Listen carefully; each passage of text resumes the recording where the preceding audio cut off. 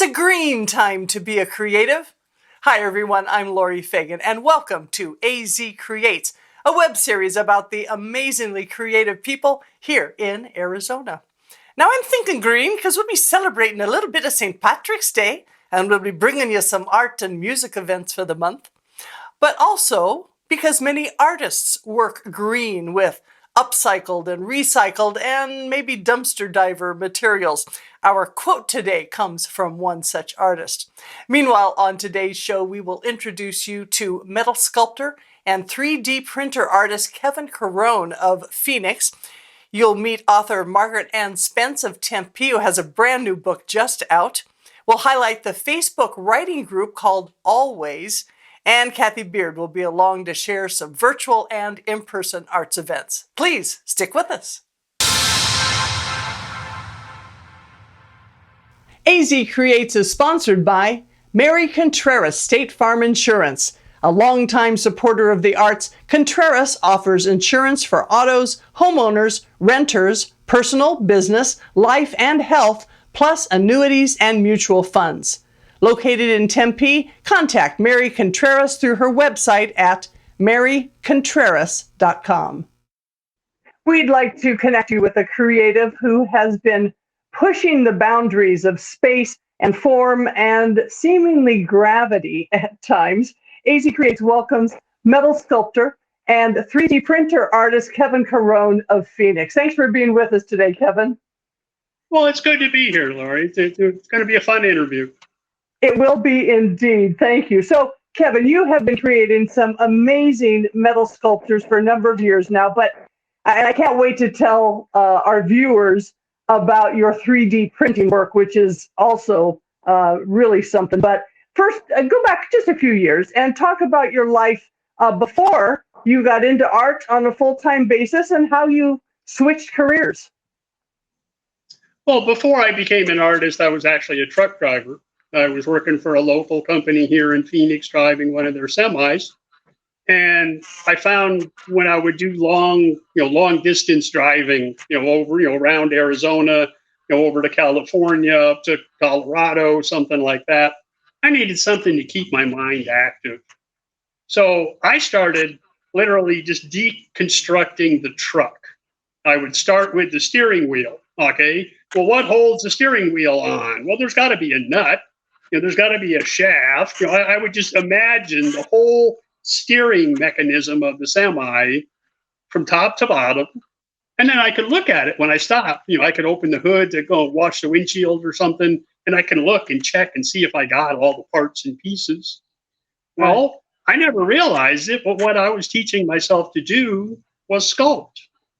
I was teaching myself to take a finished product, a finished shape, and how do I take it apart and get the basic pieces? So I know I need a flat piece shaped like this, I need a round piece shaped like that, and I can put them all together. I never knew I was teaching myself to be an artist while I was teaching while I was driving. Right, and then so you were deconstructing, and then you decided to start constructing, right? Would that be fair to say? Right, yeah. So you have, now I knew your lovely wife, Mary Westheimer, before I met you, actually, from some writing organizations. And I remember her talking about the two of you would go out and look for railroad spikes. So tell us about some of that early work that you did in that metal work. I've always been fascinated with the railroad. I've always loved the big trains, especially the old steam trains. I still run when I hear one. I want to see them come by. And you can always find those railroad spikes laying along the tracks. I would stop and pick up a few and just have something to play with, whether I was here with my forge or, a torch and just getting them hot, just something to do, something different to play with. And then the more and more that I found, the more and more creative I became. They're great old funky metal. It's Southwest, it's the railroad. You can just do cool stuff with them. Right. It's just my homage, to the desert ocotillo. Here is something that you don't have to water, you don't have to prune. It's not going to bother your allergies. It's a good plant. I like those. Good point. Good point. So you have since progressed to what is described as swooping, towering, often whimsical, and confounding creations in monumental steel and 3D printed resin. So I get to see your Seed, this huge green sculpture, in the Tumbleweed Rec Center when I go there to work out, and that's in Chandler. It's a beautiful piece. But what was your impetus to go into larger work like that? I have big hands, trying to work on little, small, delicate things, like jewelry. I don't know how you guys make jewelry. I really don't. I just cannot work that small. Well, one of the things that I love about being down here in this studio now is, I've got about 1,800 square feet worth of space, where at the home, it was just this little tiny concrete pad, and it's just like a goldfish in a bowl. You put him in a little tiny bowl, he stays tiny. You put him in a big fish tank, he gets bigger. And I think that's what happened with me was I had more space. So now my work kept getting bigger and bigger and bigger. And, like the sculpture, the Seed, you mentioned that earlier. When I built it here in this studio, I had to build it lying down because it's too tall. I couldn't get it to stand up in here. So I never saw the finished product until I actually took it outside and set it up out there because it was finished. I had to look at everything sideways to make sure it was all coming out straight and square. And how tall is that one, Kevin? The Seed is 16 feet tall. And you have another one that's a little taller, don't you? I did a tree for an elementary school over on the west side of town. And that one, I think, is 18 feet by 16 feet, I think.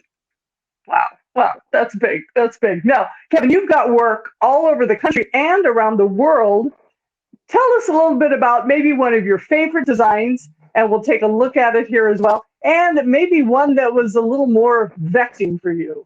It's really hard for me to pick a favorite out of all my children, but I think one of them that I still enjoy looking at, and that's why it's still at home, it's in my private collection, is called Charged Particle. And just, an amazingly simple piece to look at, but amazingly complex to build.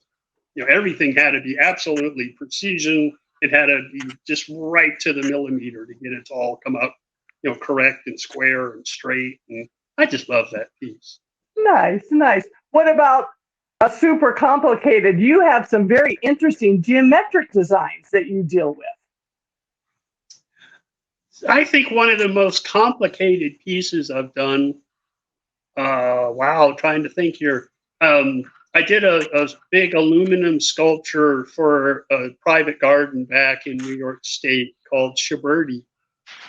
And I had to make this cone-shaped stem that would reach up to, I think, about 7 feet. And, start out, so big at the bottom and just gradually taper as it went. So when it was all said and done and everything was welded and smoothed off, it all looks like one piece, but this beautiful tapered shaft with a little bit of wiggle in it. So it looks more like a plant stem. And then this big aluminum ball on the top of it on bearings with all the branches sticking off of it, 3 different lengths with the different shaped flowers on it. Some of the flowers are closed, some of them are half open, some of them are completely open. But the half open and the completely open flowers, they're on bearings. So the flowers can actually spin on the ends of the branches. And then the whole ball is on a bearing. So the whole thing could sit there and spin. That is amazing. I really know it. Wow. And how?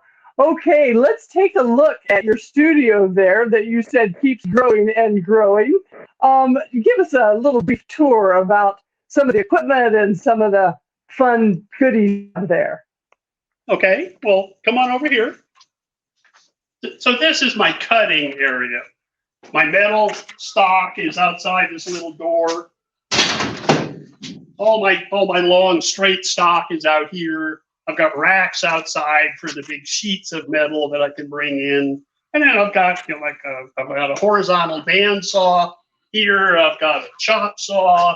I've got a shear for plate. thicker, heavier metal. And then I've got this machine over here. This is called a foot shear,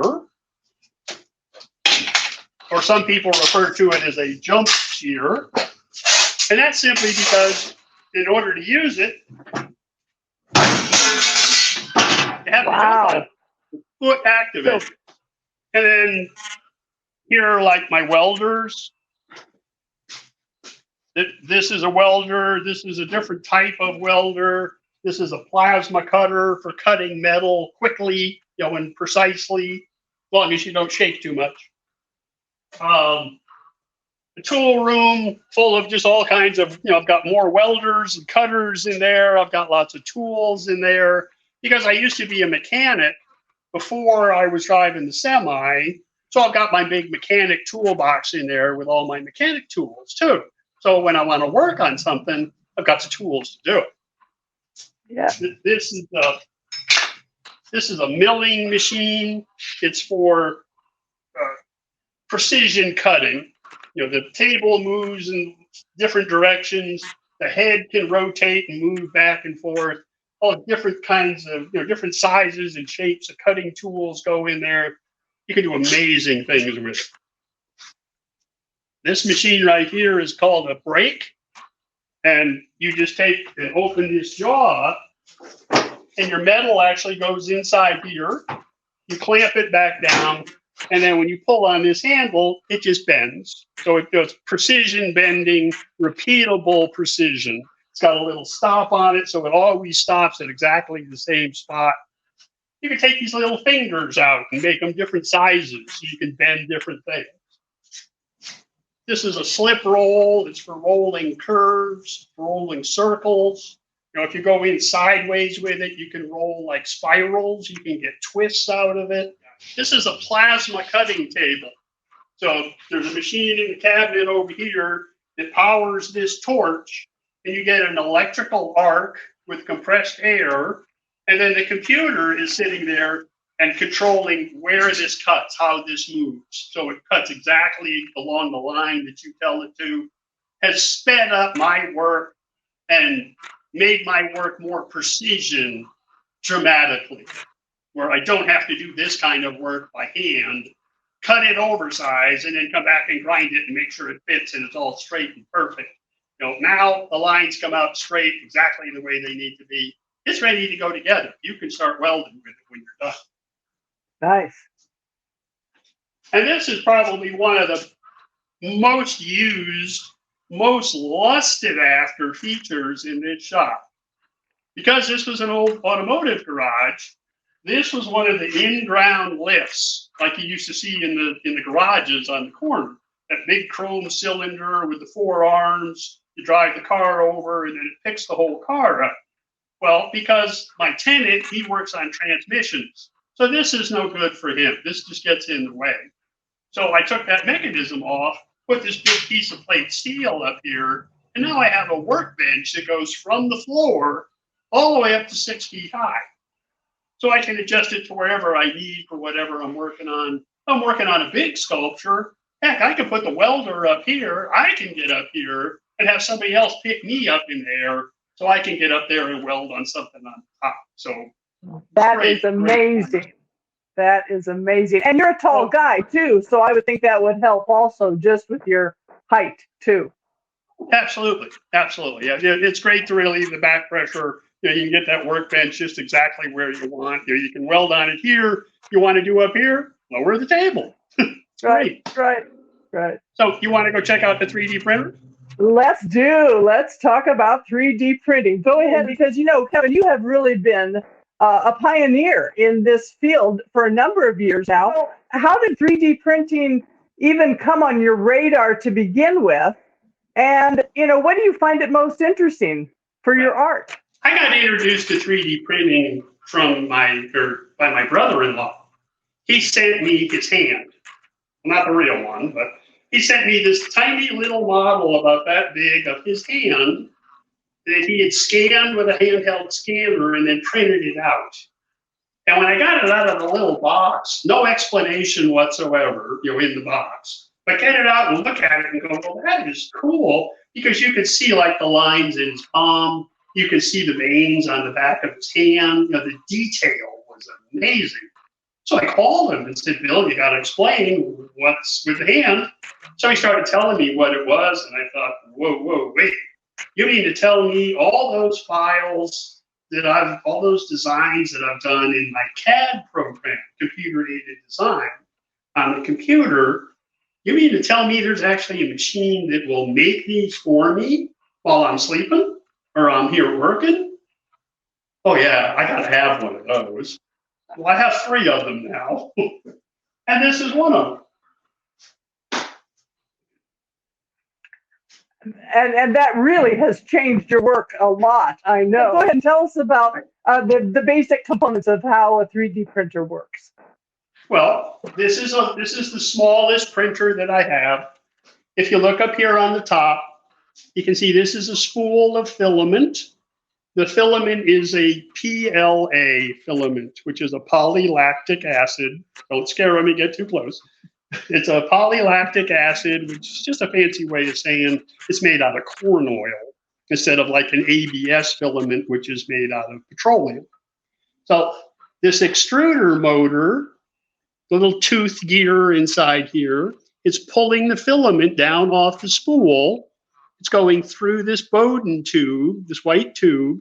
It's going into the hot end, which is at the bottom. That's that little blue thing. And it makes the filament molten. So because it's pushing from the top, now it gets extruded from the bottom. And the computer that lives in the bottom of the printer down here is saying, okay, from this corner, make a right. Now from this corner, make a right. You know, make 4 rights, and you're back where you started. Now go up 1 layer. Now we're going to turn it just slightly, and we're going to do it again, and do it again, and do it again, and do it again, and do it again. It's like it's just like a computer-controlled hot glue gun, basically. You know, it's just continually, precisely laying out whatever pattern I tell it to. So it starts with just a bare piece of glass. It's heated down here. That's what these little lines are. This is the heating element that heats up the glass to make the filament stick to the glass. Otherwise, you'd have a danger of it falling over. This is called Adzuki, and this was done on my big printer at home. You know, my 8-foot tall by 32-inch diameter printer that I have there. Exactly the same design as this one, just supersized, and it even has a light in the bottom of it to give it a little atmosphere. You'll give it a little character when sitting in the corner somewhere. But that really did open up a whole new world for you. Well, now, Kevin, I know you have stayed really busy this last year during the pandemic. What do you attribute some of that to? I think that people were basically locked in their homes. You know, they couldn't get out. They couldn't go do what they wanted to do. They get tired of looking at the 4 walls. You know, they want something beautiful to look at. That's my job. You know, give them something to look at. Whether it's out in their garden, whether it's in their home, you know, my basic mission statement is I have to touch you emotionally. I have to make you feel something. Doesn't matter what. You can feel happy, you can feel sad, you can, you know, like there's a sign in the studio that says laugh, cry, throw rocks, or throw up. I don't care, as long as you react. You know, as long as my work touches you somehow, then I've done my job. Indeed, you have. And you have done your job, and many, many people just absolutely love your work. Tell us, well, just briefly, Kevin, about kind of your average work day between the time you spend maybe in your design studio on the computer and then when you're actually fabricating as well. I do a lot of my design work on the weekends, you know, Friday, Saturday, Sunday when I'm at home, where I have a bigger, faster computer than the one I have down here. You know, normally when I come in here to work 4 or 5 days a week, you know, mostly 4, I try to come in after the rush hour. I try to leave before rush hour. But, you know, remember, I used to drive a semi for a living. I'm done with rush hour. I take side streets, you know, to the house and back here again. But I come in the morning, I get things opened up. go out and just start working on whatever project I have going on, whether it's a commission for somebody else, whether it's just, a spec piece for myself or something that I want to make. Or on occasion, it's like, I got to fix the door. I got to work on the studio. I got to fix the fence. So it's a good place to come and play. It's a good place to come learn, try new techniques, try new materials, try new machinery. And then, when I'm done here, well, right now, the 3D printer at home is running. It's making a sculpture for me. So hopefully tonight it will be done. And then I need to bring it down, and then it gets on the list of, well, I've got to paint it. I've got to do a little finish work to it, and then I want to paint it in a certain way. So it's always something new. It's something varied. It's always fun. That's my job. I get to come have fun. It's wonderful, and you have such a terrific space there, and I know a lot of people will be jealous about that space for sure. Kevin, thank you so much. You can find Kevin Caron on the internet at kevincaron.com, and that's CARON.com. He's also on Facebook, Instagram, and your YouTube channel is like blowing up, boy. You have some 600 videos there, 22 million views on some of them. And usually your lovely wife, Mary, will start off a video saying, "Hey, Kevin, what are you working on?" And you love to. Those are great. So we'll have those links also in the show notes below, and people can find you as well. Thank you so much for being with us today, Kevin, and continued good luck on all your art. Good chatting. See you all next time. Thank you. Thank you, Mary. Our featured arts organization and upcoming arts events are next. Don't miss them.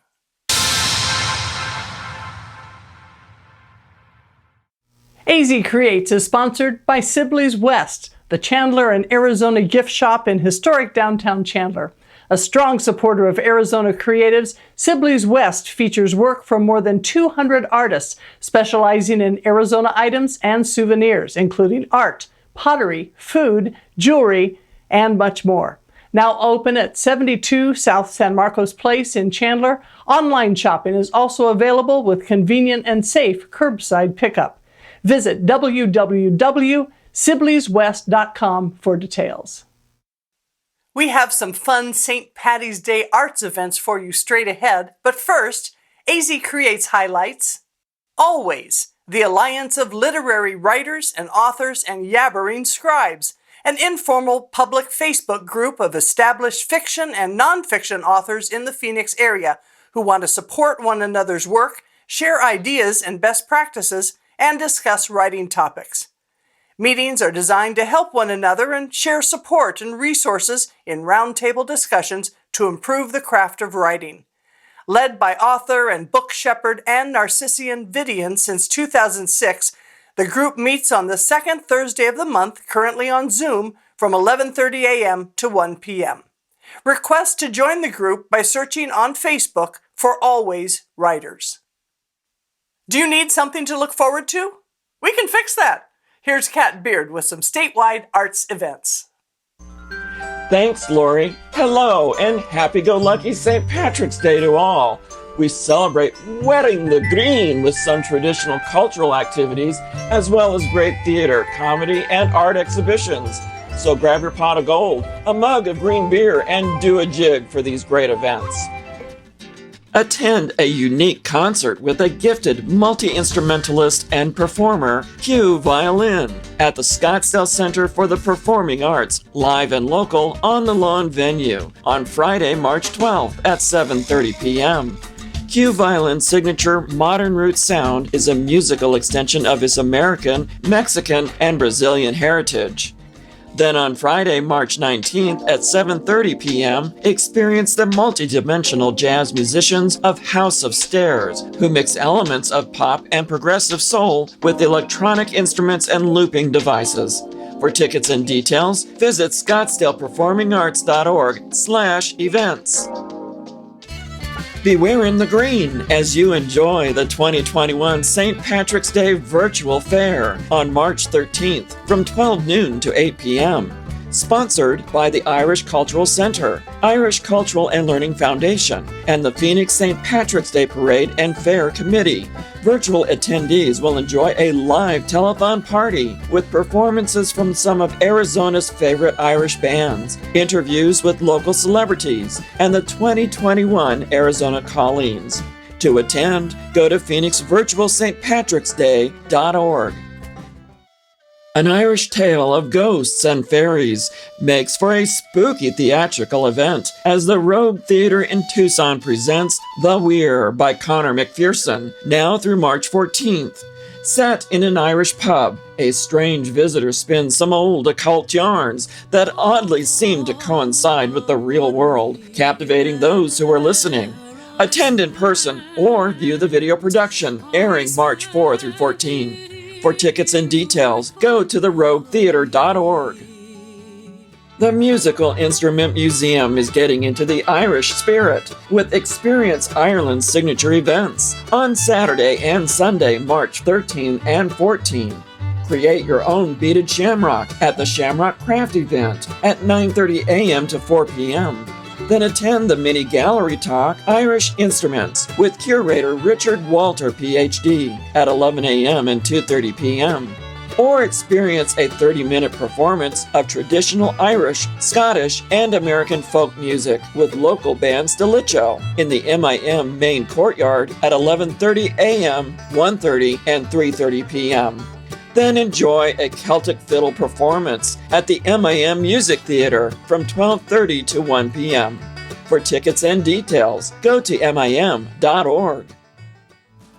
The Art Intersection Gallery of Gilbert presents American City, photographs by John G. Zimmerman, now through April 17. Visitors will experience the amazing imagery of Zimmerman's photojournalistic works that grace the covers and pages of Time, Life, Ebony, and Sports Illustrated magazines, covering the lives and lifestyles of American families, politics, and sports from the 50s through the mid-70s. The gallery is open Wednesday through Saturday from 10 a.m. to 6 p.m. To learn more, visit artintersection.com.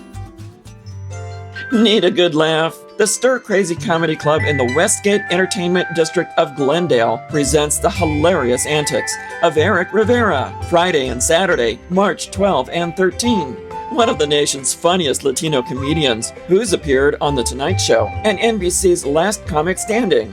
For showtimes and tickets, go to stircrazycomedyclub.com.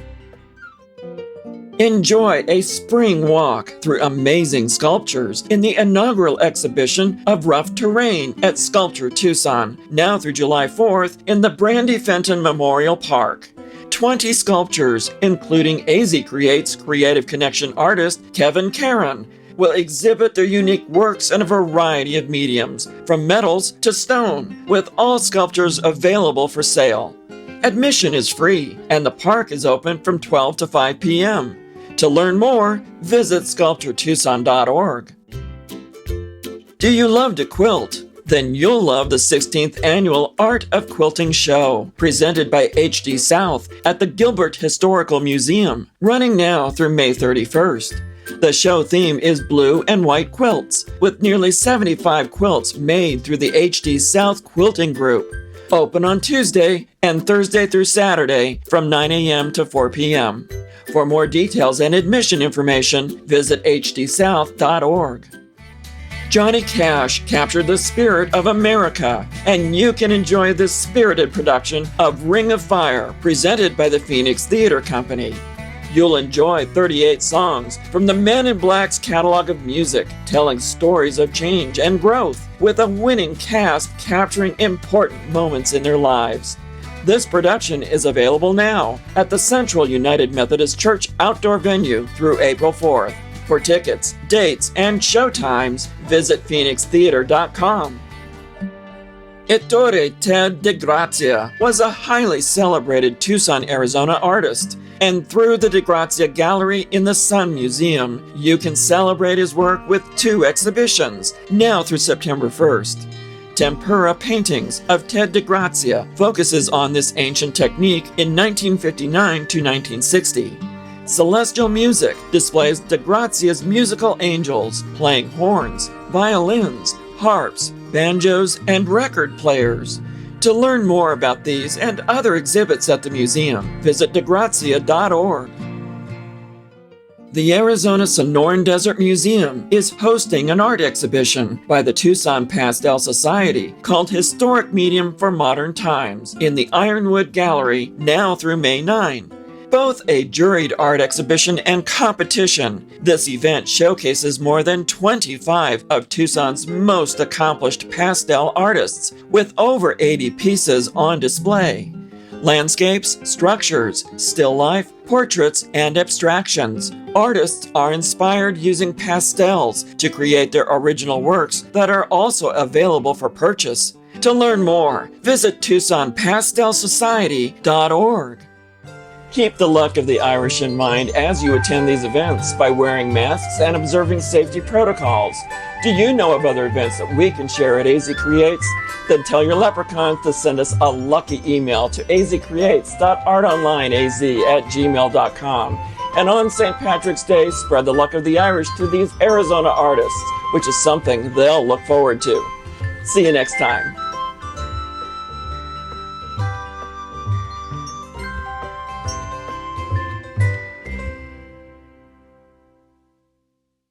Thanks, Cathy. And we give an extra boost to those activities with the beautiful graphics that Kat creates on our social media pages at Art Online AZ. Our featured book author in What Are You Reading is next. Be right back. AZ Creates is sponsored by the Times Media Group, a digital and print media company that operates in the Phoenix and Tucson metro markets. It serves a wide variety of demographic audiences and communities with more than 1.1 million printed copies and millions of online readers each month. Publications include the Santan Sun News, Chandler Arizonan, Gilbert Sun News, Mesa Tribune, Scottsdale Progress, and many more. For details, visit Times Publications at timespublications.com. In our What Are You Reading segment, we have an author with a brand new book just released. Please welcome Margaret Ann Spence. Thanks for joining us today, Margaret.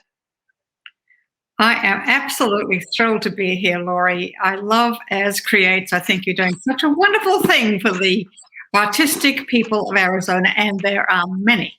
Thank you so much. I do appreciate that. We're having a good time with it, that's for sure. Yes. So, Margaret, tell us, you have been writing for some time, and you actually started with a journalism degree. You wrote nonfiction, actually, before, and were a publicist, and did a number of different types of again, more nonfiction writing. But in your bio, you said at one point that you thought you wanted to be, to run an orphanage. Where did that come from? I'm the oldest of 4 children, actually 5. We had our cousin living with us, and it was in that period, I don't know if you're probably too young, but there were a lot of children without fathers, and there was very little childcare. There was no childcare, formal childcare. And we had friends, family friends, where the widowed mother, I think she must have traveled for work, and she used to send her 2 children to an orphanage during the week, and it was around the corner from us, and I used to go and visit them. I used to go after school and see them. It was a Lutheran children's home, and I noticed how poorly those children were treated. If they were naughty, they had to stand with their face to the wall for the minor things, the most minor infractions. And I was horrified, and I thought, well, I know about looking after children because I'd done it myself as a big sister, and I want to help kids like that. Of course, it's a little bit more difficult than just thinking about it. Right, so, and that of course was in your home country of Australia too. I want to mention as well. Right. Yes. So, boy, you grew up with a big group of kids in the house. It sounds like. I did. Yes. So, your new book is called Joyous Lies. And it's considered women's fiction. So first of all, in this particular women's fiction, you do have a mystery involved. But tell us, what do you consider, what distinguishes women's fiction from other genres? That's a good question, because for a long time people really couldn't figure it out. Basically, it is a story that involves usually a female protagonist who sees the world in one way at the beginning of the story. And as the story develops, she changes and she ends up with a different view of the world, a different emotional reaction to it. And it's character-driven. I tend to write stories which are character-driven, but they do have a plot. And I have written 2 books so far, and each of them seems to have a family mystery involved. Why that happened, I do not know. I can't answer that question. That's a question you may need to write about too at some point. So I want to tell everybody about Joyous Lies. It's about a shy botanist whose name is Mayel, kind of a different one. And I'm going to ask you about that in a minute. And I'm glad you included a phonetic spelling in the book as I was reading. Now, Mayel prefers plants to people because they don't disappear on her. She was raised in her grandparents' commune in California. And then after her mother's mysterious death, she finally discovers how her mother died, and it's not what she was originally told. So that's part of the mystery anyway there. Now, Margaret, you have some amazing research that you've done about plants and the research on whether plants can communicate. So that's one storyline, but you deal with mental illness, animal rights, communes from the 60s, family relationships, or maybe lack thereof, I should say, and much more. What were the challenges in weaving all of those storylines together? And also tell us how you came up with your protagonist name. Okay, let me start with the last question first, because it's a little less complicated. I was looking for a name that was unusual and that didn't have the same initial letter as other characters in the book. I called it something else at the beginning. I can't remember what, but I just researched on the internet. It was everyone's go-to tool these days, and I came across this very pretty name. I thought, well, Mayel is from Brittany. And I thought, well, that works. And it was very pretty, and I liked it. And so that's a story there. Now, all the storylines just sort of developed. I did get confused with them. I wanted to bring them in. I don't know whether it is difficult. At one point when I'd written the book, I thought, this might be too complicated. It might be that people lose track, but it seems that they don't. And so I'm pleased about that. The organic farming, which is what the commune became, it sort of fits in with the plant story. I mean, that makes sense. And I'm very interested in organic farming. I'm very interested in preventing climate change. I'm very interested in plants in general. And so the research about them hearing and other senses, it's sort of controversial, but it's also happening. It really is happening in the scientific world. And that was so fascinating to understand and learn about. Truly interesting. And you really did bring in, and that is, like you said, that is real research. That is actually happening today, correct? Right. It is. It is. Yes. That is something great. Well, tell you what, we would love if you would read a short section from your book called Joyous Lies. Right. Well, here's the book. And I'm going to read from chapter 1, where we start. Mayel is in her lab. The plants, she hoped, would have something to say. With the door to the laboratory closed and the sound barriers in place, Mayel fixed acoustic sensors onto 2 potted plants situated side by side in a glass dome, so even the vibrations of her breath could not disturb them. Above one, she played a recording of the sound of a caterpillar munching leaves. The noise, when magnified so humans could hear it, sounded like the march of eager feet over rough terrain. After 20 minutes, she removed the recording, put on her earphones, and waited. She heard it, a faint clicking sound. The plants were talking to one another. Ooh, that is so cool. Yeah. And I think you did such a good job about researching that and finding out how that actually may indeed work. I mean, it certainly makes sense. You know, plants, like you said, take in sunlight and they protect their young underneath and that type of thing. So if just for the botany part of it too, very, very interesting. So Margaret, the pandemic obviously has affected a lot of writers in different ways. And I know you mentioned that one of the challenges, especially with a brand new book, is that you can't do your in-person book launches, unfortunately. But how have you been faring overall during the pandemic? It has been hard, but we are lucky as writers, actually, Laurie, because we have to sit at the chair on the computer and do our work. I mean, I miss seeing people. I miss social interaction. I'm quite a social person, but it actually helps the craft if you have to sit down and not go out, So in a way, we're lucky. We're fortunate. It is a shame about not having a lovely launch, but that's okay. I'm having a lot of lovely time on Zoom. Good. Well, and I know you're mostly doing marketing, of course, right now, too, for your new book.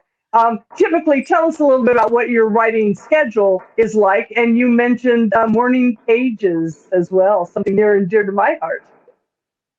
Yes, first of all, I'm a morning person. I don't think this would work if you were a night owl, but I've always really been up with the birds and before the birds. And I sometimes take my computer to the sofa so I don't disturb my husband, and I sit there and write. If I'm stuck, I sometimes use this technique, which was originated by a woman called Julia Cameron, who's written a book about this. It's called Morning Pages, and you keep an exercise book by your bed and a pen, and as you're waking up, you just pick it up and start writing, and it's sort of free form. Something about the physical act of putting the pen to paper instead of typing seems to do something to the brain and it frees it. I cannot explain it. But when in my first book, I was really stuck at the end. I didn't know how to end it. I thought, this is ridiculous ending. It has to have a proper ending. And I just did morning pages for about a week, and it came. It just came, and I can't explain it. But that's people do swear by this method. So absolutely, and Julia's book called The Artist's Way. That's right. Is a great 12-step program for the recovering creative, I believe. It's a classic, isn't it? Yeah, really. It is, but it is a great book, and I've read it a couple of times and been very helpful. You and I are both a member of the Facebook group called Always, and it stands for the Alliance of Literary Writers and Yabbering Scribes. And it's currently meeting by Zoom. We used to meet in person, but Always is also our featured arts group today as well. How does this group, Margaret, help you and other writers, do you think? Well, getting back to my former point, writing is sort of a lonely profession. Probably to me once a month. Just we don't promote our books so much as help each other promote them as a group. It starts off where everyone has to bring a hint. It could be a hint about writing. It could be a hint about a contest. It could be a hint about, I don't know, any kind of technology, perhaps. They're big on technology, which is always a frightening thing for me. So social media, maybe, and we chat. And I find it very helpful, and I love the people. It's just lovely to meet other writers in Phoenix and to know that there are so many people out there doing this wonderful creative work. Really. And then we kind of, share challenges and problems that we're having and find out that we're not the only ones having those problems. Exactly. You're right, Exactly. Right. Thank you, Margaret. Margaret also has a novel called Lipstick on the Strawberry, and if that isn't a title to get you to go buy it, it's available with Joyous Lies on Amazon and through her website at margaretannspence.com, and you can also find her on her Facebook page at Margaret Ann Spence. Thank you again so much for joining us today, Margaret.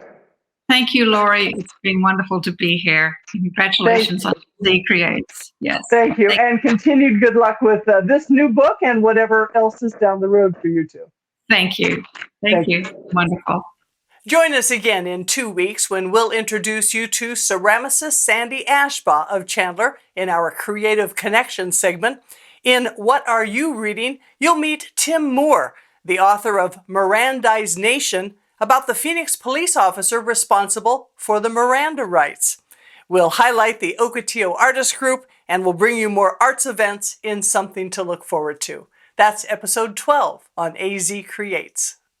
We opened the show today about wearing the green for St. Patty's Day, and I'm wearing my favorite Irish sweater and a polymer clay necklace that I made that has marks on it from the ancient Celtic language called Ogham. But many green artists also use recycled, repurposed, reused, and found objects in their art. The British artist Ptolemy Elrington, who sculpts with metal waste, says, "I come across many things which have been abandoned and find something more in them than their intrinsic worthlessness." We appreciate you watching the show and meeting the great artists who we brought to you. If you have a comment or a question, please leave it below. And help us break 100 subscribers by clicking on the red subscribe box. To be notified of our next show in a couple of weeks, you can click the bell and it will let you know. And if you know people who are looking for something positive and more fun to watch, please share this show with them. You can send it in an email to your friends and family and anybody who shares our love of art, or share this to your Facebook page and other social media pages as well. We also promote fine art and fine artists on our social media pages at Art Online AZ. That's on Instagram and on Facebook as well. Please like those pages because we also promote a lot of other arts events as well. So enjoy your St. Patty's Day and maybe use a little green something in your next project. And we're not talking about Kermit the Frog. Until next time, please stay safe and healthy and make it a creative day.